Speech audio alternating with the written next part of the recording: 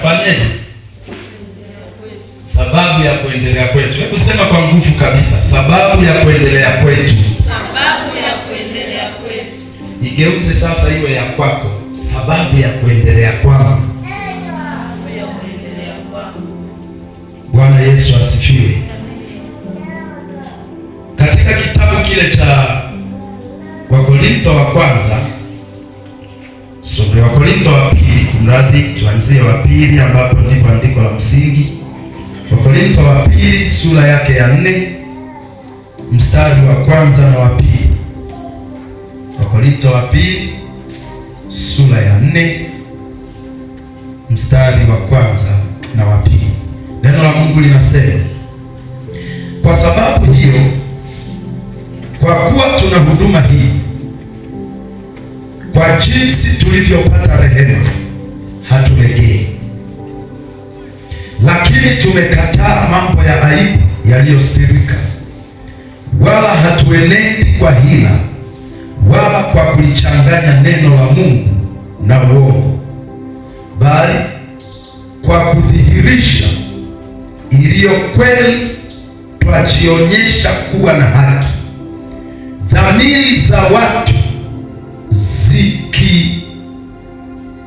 zikitushuhudia mbele za Mungu. Na tutulie tuombe. Baba mtakatifu, katika jina la Yesu Kristo, asante kwa ajili ya neno hili. Ibariki neno lako, tubariki watumishi wako, tuweze kukuelewa, tuweze kusimama na kuendelea mbele katika wokovu wetu. Katika jina la Yesu Kristo nimeomba na kushukuru. Amen. Saidia kusema amina nzuri. Amen. Chini ya somo hilo unaweza kuandika hatulegei. Hatulegei. Bwana Yesu asifiwe. Au unaiweka kabisa inakuwa ya kwako. Silegei. Haleluya. Silegei. Hatulegei. Hebu mwambie jirani hatulegei.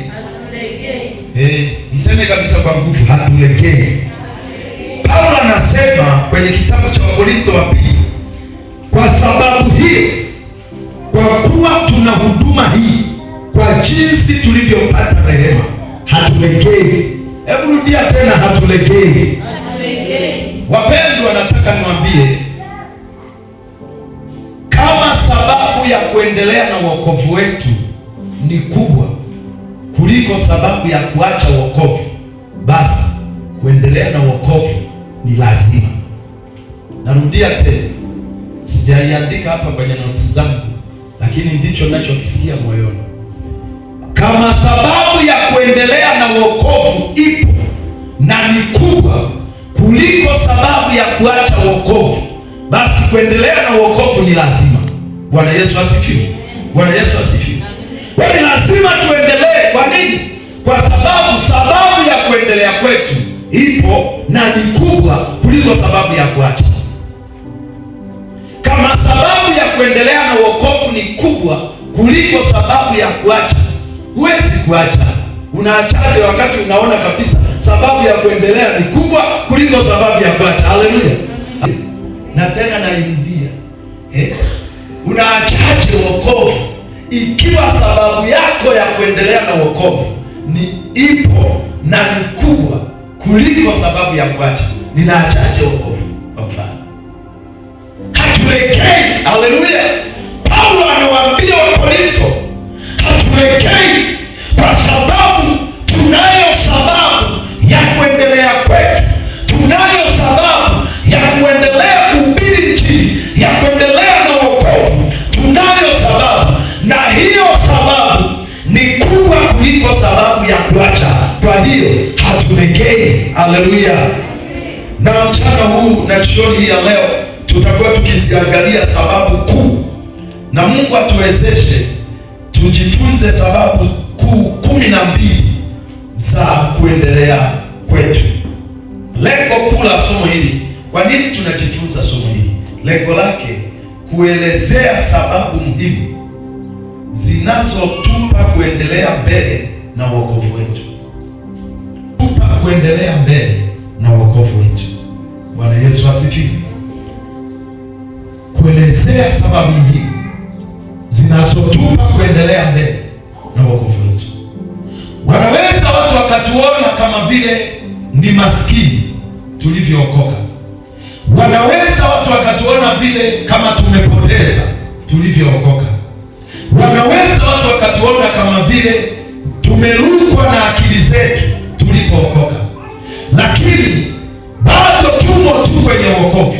Wamengojea tuache, wamengojea tuanguke, wamengojea turudi nyuma, lakini hawatuoni tukirudi nyuma.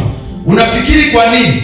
Ni kwa sababu ya kuendelea kwenye wokovu wetu ni kubwa kuliko sababu za kuacha. Bwana Yesu asifiwe. Watangoja sana ili watuone tunaanguka. Hatuanguki kwa sababu tunayo sababu ya kuendelea mbele. Watangoja sana turudi nyuma, watangoja sana tuache, kwa sababu tunayo sababu ya kuendelea. Hatuachi, hatulegei, hatukati tamaa, hatuvunjiki moyo, wala hatuachi. Tunasonga mbele kwa jina la Yesu. Wananielewa? Sema amina. Bwana Yesu asifiwe. Acha maadui wameze mate. Acha wakutege meno, wananyanyua meno hivi kwa ajili kama wakumeze, wanangojea tu teleze wakumeze. Watasubiri sana. Hebu sema watasubiri sana. Watasubiri sana. Kwa nini? Kwa sababu yetu ya kuendelea mbele ni kubwa kuliko sababu yetu ya kuacha. Haleluya. Haleluya. Sababu ya kwanza. Kwa hiyo lengo la kujifunza nimesema kuelezea sababu muhimu za kuendelea mbele na wokovu wetu. Hata kama tunapitia changamoto, hata kama tunapitia magumu, hata kama kuna namna yoyote watu seme, watu ng'onge, watu tukane, watu wame, jinsi tulivyopata rehema. Jinsi tulivyopata rehema. Iandike hivyo. Jinsi tulivyopata nini? Rehema. Wakorintho wa pili sura ya 4 mstari wake wa kwanza. Paulo anasema, kwa hiyo kwa kuwa tuna huduma hii, kwa jinsi tulivyopata rehema hatulegei. Jinsi tulivyopata rehema, jinsi Mungu alivyotusamehe, kwa namna Mungu alivyonisamehe mimi, nikipiga hesabu ya maisha niliyokuwa nayo kabla sijaokoka, na leo ninamwona Mungu ni mkubwa na siwezi kulegea kwa jina la Yesu. Kule Mungu alikotutoa, nikikupa nafasi hapa uelezee kule Mungu alikokutoa, utakuja kugundua Mungu amekuvusha kutoka mbali, na kiasi kwamba ukisema urudi huko, wengine walikuwa walevi, wengine walikuwa wachawi, wengine walikuwa wakoromonchocho, wengine walikuwa vibaka, wengine walikuwa tapeli, wanyang'anyi, wakala watu, wengine walikuwa wazinzi wa kutupwa, wengine walikuwa na habari mbaya. Yesu akaleta habari njema, akatuokoa, akatutoa kwenye huo mdomo wa shetani, akatutoa kwenye namna hiyo, akaturehemu, akatusamehe. Anasema hivi, Wakorintho wa pili sura ya 5 mstari wa 17, uandike ikikupendeza. Ikiwa basi, tazama, mtu akiwa ndani ya Yesu Kristo amekuwa kiumbe kipya, ya kale yamefanyaje? Yamepita, tazama yamekuwa mapya. Yaliyokuwa ya kale yalikuwa mabaya, ya kale yalikuwa machafu.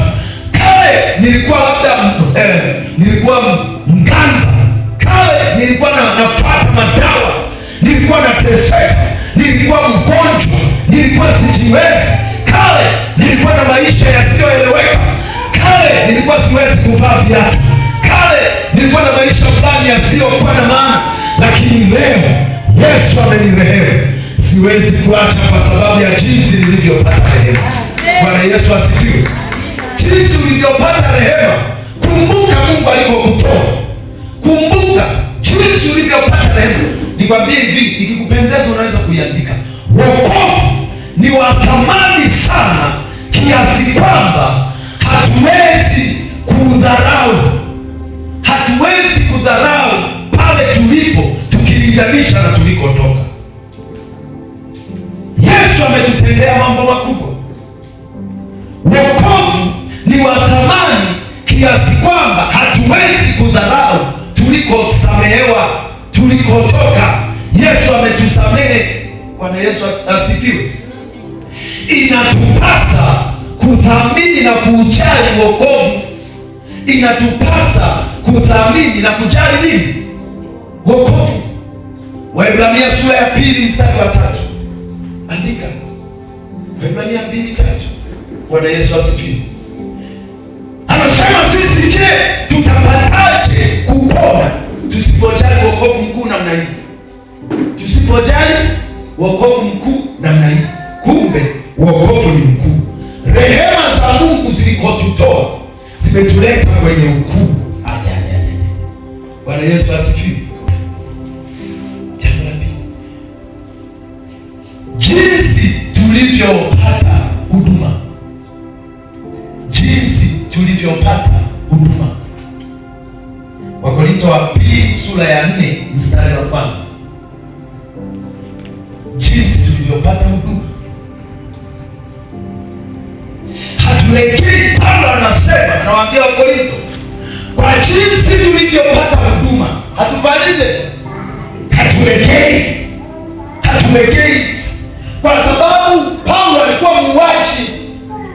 Paulo alikuwa jambazi. Hakuweza kuhubiri Injili. Hata kama wangechagua watu watakaoweza kuhubiri na kufundisha kule kwenye mentorship, walijaribu kufanya uchaguzi, wakamchagua Matia. Hawakulichagua liuaji. Leo Yesu angechagua wasomi, sisi tusingekuwemo. Leo Yesu angechagua wenye vitambi, mimi nisingekuwemo. Somo letu tunajifunza sababu ya kuendelea kwetu na wokovu. Sababu za kuendelea kwetu na wokovu. Na chini yake tumesema hatulegei. Haleluya. Hatulegei. Hatulegei. Wapendwa, wewe niroge tu unavyoniroga, lakini silegei kwa jina la Yesu. Silegei. Jinsi nilivyopata huduma sikustahili. Sikustahili. Yesu angekuwa anatafuta waliokuwa labda wanajua sana kunena kwa lugha. Angekuwa anatafuta waliokuwa tayari wameshajazwa Roho Mtakatifu, hao ndio wachukue. Mimi nilikuwa bado nimeokoka nikiwa hata Roho Mtakatifu simjui. Nimeokoka nikiwa Yesu simjui. Nimeokoka nikiwa sijui lolote. Laiti kama Yesu angekuwa anatafuta wale tu wenye shepu nzuri, mimi jeusi ningeweka wapi sura yangu? Bwana Yesu asifiwe. Yesu angetafuta wenye maji ya kunde, sisi wenye maji ya karanga. Haleluya. Tunaelewa na Yesu. Ndio maana tunaendelea mbele. Haleluya. Ndio maana we are chanting to Jesus. Tunaruka, tunafurahia kwa Yesu kwa jinsi tulivyopata huduma. Yesu ametupendelea. Petro akaenda kuhubiri maeneo fulani hivi kwa Kornelio. Alipofika wakati anahubiri, Roho Mtakatifu akashuka, akawajaza wote. Kina Kornelio walikuwa wa mataifa, Warumi, wa Kiitalia, msimamizi wa kikosi cha Kiitalia. Yaani hata kikosi hakijulikani jina, ila tu kinaitwa Kiitalia, Kiitaliano. Alikuwa msimamizi wa kikosi cha Kiitaliano. Lakini Roho Mtakatifu akamwagwa na yeye akanena kwa lugha. Petro akasema hivi, nimetambua leo Mungu hana upendeleo. Bwana Yesu asifiwe. Kama na mimi nimepewa huduma, Mungu, yaani ninafurahia naendelea mbele kwa sababu ya jinsi tulivyopokea huduma. Haleluya. 3 mstari wa 6. Tumepewa injili ya Kristo. Wakorintho wa 2 sura ya 3 mstari wa 6. Biblia inasema hivi, naye ndiye aliyetutosheleza kuwa wahudumu wa agano jipya. Naye ndiye aliyetutosheleza kuwa wahudumu wa agano jipya. Nikwambie hivi, agano jipya, nitakupa hii point inayofuata ya 4. Agano jipya ni agano lililo bora kuliko maagano yote. Agano jipya ni agano lililo bora, tukuonyesha baadaye. Sasa tumepewa kuwa wahuduma wa agano jipya. Kina Elia walipewa kuwa wahuduma wa agano la kale, hawakumuona Kristo. Kina Musa walipewa kuwa wahuduma wa agano la kale, hawakumuona Kristo. Wale waliotu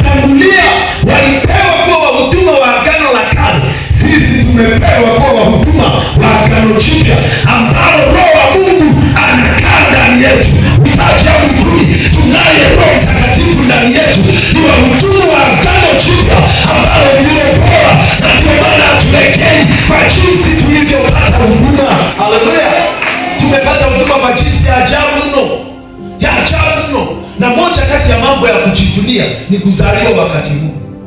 Na wewe unayetaka kujinyonga, hujitambui, haujijui. Una bahati mno kuzaliwa nyakati hizi. Bwana Yesu asifiwe. Bwana Yesu asifiwe. Nyakati ambazo Roho Mtakatifu anakaa ndani yako, yaani Mungu anakaa ndani ya mtu. Yaani huwezi ukafikiri eti Mungu anakaa ndani ya mtu. Huwezi kufikiri kwamba umependelewa. Halafu eti unataka ujiue. Ili wewe nenda jiue, sisi tubaki na Yesu. Jiue na tutakula siku umejinyonga. Tutachinja na mbuzi yule uliyekuwa umemtunza kwamba azae si ufanyeje, sisi tutamchinja siku hiyo, tunamla na wali juu. Jambo la tatu, jinsi tulivyokataa mambo ya aibu. Hii ngoja nilete niseme hivi, alafu takwambia uifupishe isikusumbue kuijua. Jinsi tulivyokataa mambo ya aibu yaliyosikika, mambo ya aibu yaliyojificha, tumeyakataa. Unaweza ukaiandika hivi, jinsi tulivyokiri, jinsi tulivyofanyaje, tulivyokiri. Tumekiri kwa ndimi zetu, tumekiri kwa maneno yetu. Ukiri wako ni ulinzi wako. Bwana Yesu asifiwe. Ukiri wako ni ulinzi wako. Kile unachokiri kinaweza kukusaidia kukulinda kile unachokiri. Kama unakiri Yesu ni Bwana, huyo Yesu atakulinda. Lakini kama unakiri hirizi, utalindwa na hirizi. Yesu atakulinda. Tunaendelea na wokovu kwa sababu ya jinsi tulivyokiri, jinsi tulivyokataa mambo ya aibu yaliyostirika, mambo ya kuchukiza. Wakorintho wa pili sura ya 4 mstari wa 2. Wakorintho wa pili sura ya 4 mstari wa 2. Biblia inasema hivi: lakini tumekataa mambo ya aibu yaliyostirika, wala hatuenendi kwa hila wala kulichanganya neno la Mungu na uongo, bali kwa kudhihirisha iliyo kweli twajionyesha kuwa na haki, dhamiri za watu zikitushuhudia mbele za Mungu. Tunajionyesha kuwa tumeokoka, tunajionyesha kuwa tuna haki, dhamiri za watu zitushuhudie kwamba sisi tumeokoka kwa sababu tumekiri hivyo. Bwana Yesu asifiwe. Ikiwa umekiri kwamba umeokoka, hakikisha unaonyesha kuwa umeokoka. Naomba nirudie. Ikiwa umekiri kwamba umeokoka, hakikisha unaonyesha kuwa umeokoka. Kama umeokoka, onyesha kwamba umeokoka. Watu wajue umeokoka, dhamiri yako ijue umeokoka, ndugu na jamaa wanaokuzunguka wote wajue umeokoka. Full stop. Sio umeokoka kama haujaokoka, kama haujaokoka kama umeokoka. Hapana, tumeyakataa mambo ya aibu yaliyosirika. Bwana Yesu asifiwe. Hatuenendi kwa kuchanganya mambo. Leo uko kwa shetani, kesho uko kwa Yesu, kesho uko kwa manambati. Haiwezekani. Tumeokoka, tunaenda mbinguni, na ndivyo tunavyokiri, dhamiri zinatushuhudia na watu watujue hivyo. Haleluya. Ndio maana tunaendelea mbele. Sababu za kuendelea kwetu, tunaendelea mbele kwa sababu tumekiri kuokoka, tumekiri kuacha mambo ya aibu yaliyostirika, tumekiri kuyakataa mambo ya aibu yaliyostirika, tumekiri kukataa, tumekiri kuacha, tumekiri kujitenga na hayo mambo. Na kama tumekiri hivyo, baki hivyo mwana wa ufalme. Bwana Yesu asifiwe. Baki hivyo. Ikiwa umekiri kwamba umeokoka, baki hivyo. Nasikia wana? Baki hivyo. Asikurubuni mtu, asikulaghai. Kataa mambo ya aibu yaliyostirika. Mabinti wanangu wa kike, mabinti, kataa mambo ya aibu yaliyostirika. Tuongeze nyingine. Wafilipi sura ya 3 mstari wa 7 na wa 8. Wafilipi 3:7 na 8. Tumeyasoma haya maandiko muda fulani hivi, lakini acha niarudie. Yaongezee hapo tumeyakataa mambo ya aibu. Sababu ya kuendelea kwetu, jinsi tulivyokataa mambo ya aibu yaliyostirika. Wafilipi sura ya 3 mstari wa 7 na wa 8 anasema hivi: lakini mambo yale yaliyokuwa faida kwangu naliyahesabu kuwa hasara kwa ajili ya Kristo. Mstari wa 8, naam, zaidi ya hayo nayahesabu mambo yote kuwa hasara kwa ajili ya uzuri usio na kiasi wa kumjua Kristo Yesu Bwana wangu, ambaye kwa ajili yake nimepata hasara ya mambo yote, nikiyahesabu kuwa kama mavi, ili nipate Kristo. Mambo yote mengine Paulo anasema ameyahesabu kama hasara, ameyaona mabaya, ameyakataa, ili mradi aendelee kumpata nani? Yesu Kristo, kwa sababu amekiri hivyo. Jambo la 4 andika: jinsi tunavyofanywa upya siku kwa siku. Sababu ya kuendelea kwetu, kwa nini tunaendelea na wokovu? Jinsi tunavyofanywa upya siku kwa siku. Wakorintho wa pili sura ya 4 mstari wa 16. Wakorintho wa pili sura ya 4 mstari wa 16. Jinsi tunavyofanywa upya siku kwa siku. Neno la Mungu linasema, acha nisome hapa. Anasema hivi: kwa hiyo hatulegei. Hebu sema hatulegei. Anasema hivi: bali ijapokuwa utu wetu wa nje unachakaa, lakini utu wetu wa ndani unafanywa upya siku kwa siku. Ijapokuwa utu wetu wa nje unachakaa, lakini utu wetu wa ndani unafanywa upya siku kwa siku. Mungu angekuacha ungeshapigwa na ni shetani mpaka ukaharibika, lakini kwa sababu anatufanya upya, anaturenew, tunapata renewal kutokea ndani, tunapata renewal. Jana nilichoka nisiokee, leo niko imara kuliko jana kwa jina la Yesu. Haleluya! Leo niko vizuri, yani leo nimeokoka kuliko jana. Haleluya! Mwambie jana, leo niko imara kuliko jana. Leo niko imara kuliko jana. Uniliona jana nimechoka, sawa, lakini leo niko imara kuliko jana. Haleluya! Jinsi tunavyopata nguvu mpya siku kwa siku, jinsi tunavyofanya upya siku kwa siku, inatufanya tuendelee mbele, inatufanya tusonge na wokovu. Bwana Yesu asifiwe! Bwana Yesu asifiwe!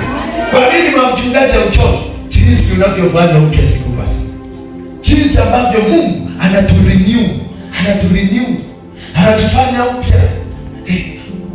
Yako yanayotuchosha wanadamu, angetuacha tungefilisika, tungechoka kiroho. Yesu akasema hivi: kuna mtu amenigusa, nguvu zangu zimenitoka. Maana yake kwa lugha nyepesi, nimechoka. Nguvu zimetoka, maana yake nimechoka. Lakini kesho yake yumo tena. Kwa nini? Alienda akarichaji kwenye maombi, akaja tena, ameshafanyika upya tena, ana nguvu tena nyingi. Bwana Yesu asifiwe! Binafsi leo nina nguvu kuliko jana. Kama jana ulifikiri nitachoka, kuna watu wakati tunaanza hapa walifikiri tutawaona hawa siku mbili tu.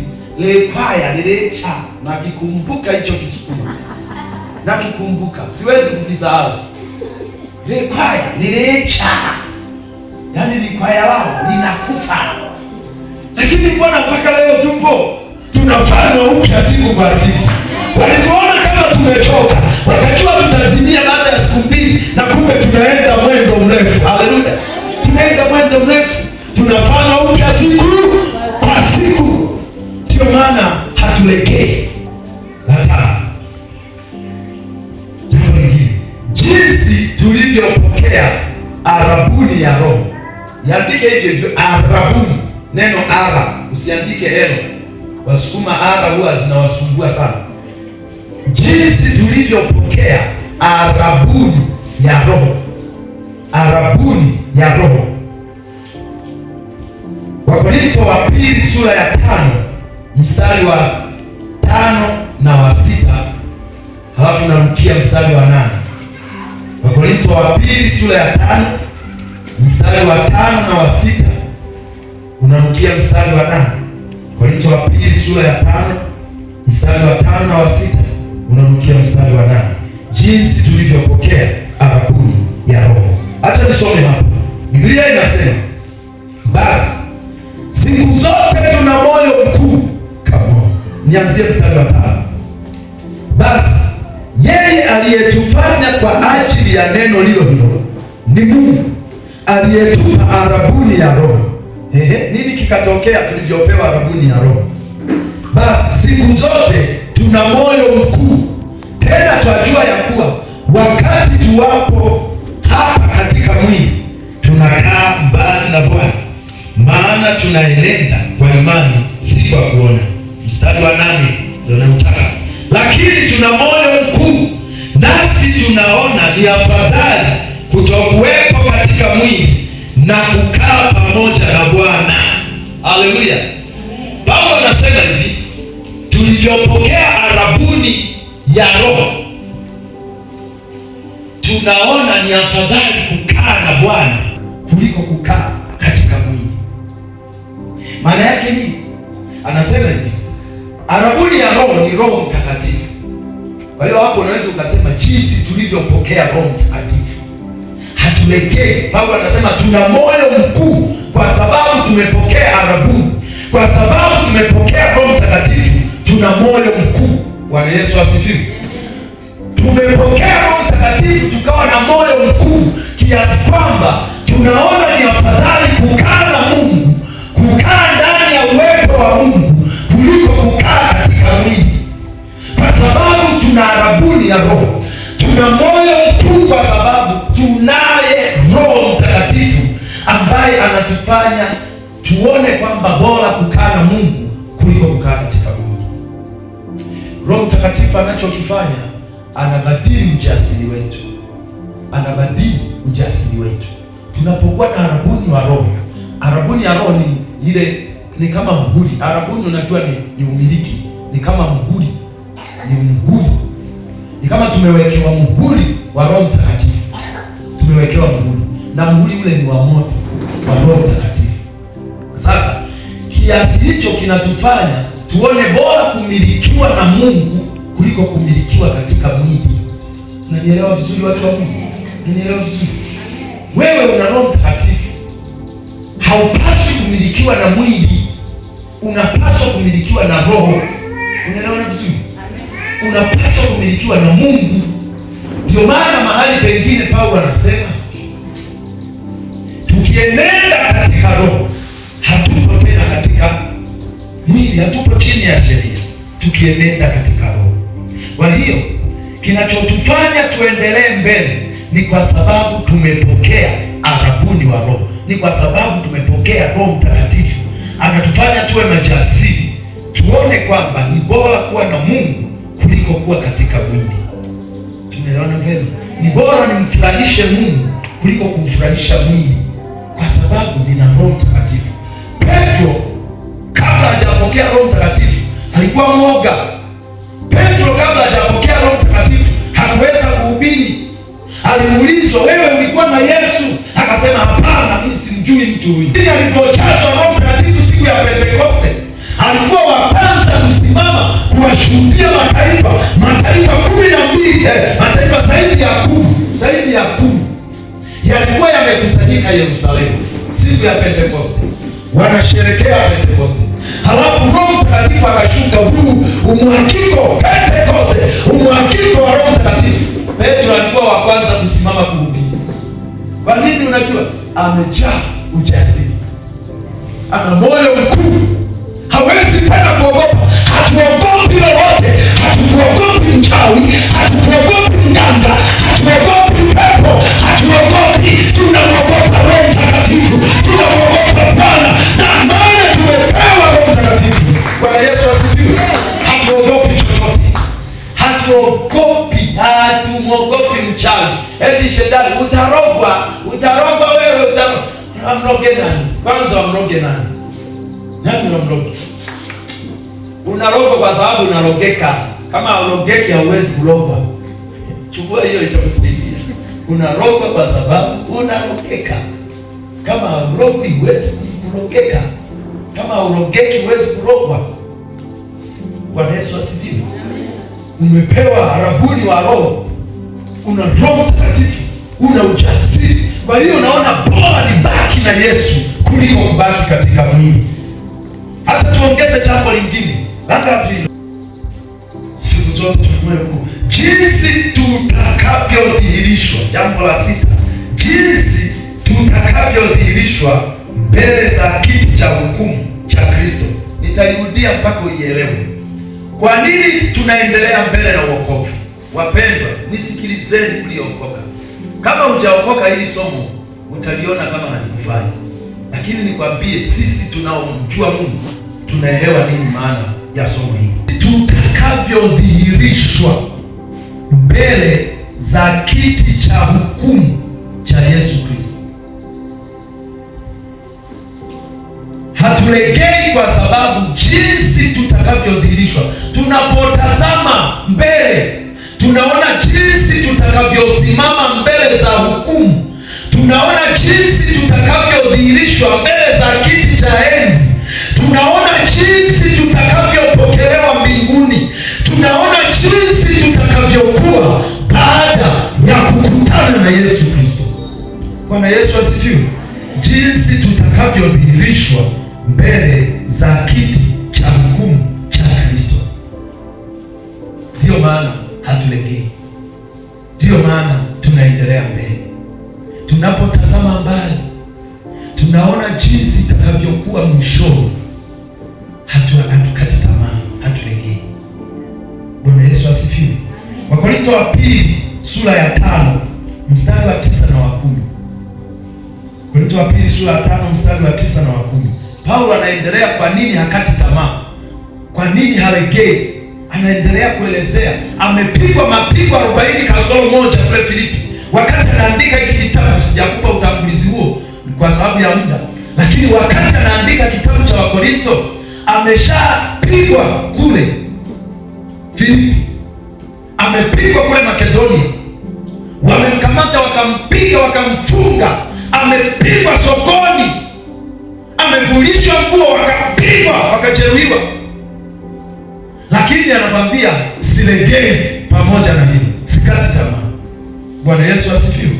Sasa hapa anatiririka mambo ambayo yanamfanya halegei, yanamfanya asikate tamaa, yanamfanya asichoke, na ndiyo haya ambayo na sisi yanatufanya tusilegee. Haleluya! Kaza mwendo kwa jina la Yesu Kristo. Wangapi wako tayari kukaza mwendo kwa jina la Yesu? Yesu kapunga mkono wako hewani, kaza mwendo. Mwambie jirani, kaza mwendo kwa jina la Yesu. Kaza mwendo, kaza mwendo. Haleluya! Cha taji, kwenye kuvikwa taji. Wapendwa, hukumu ziko hizi mbili. Nisikilize vizuri. Acha hii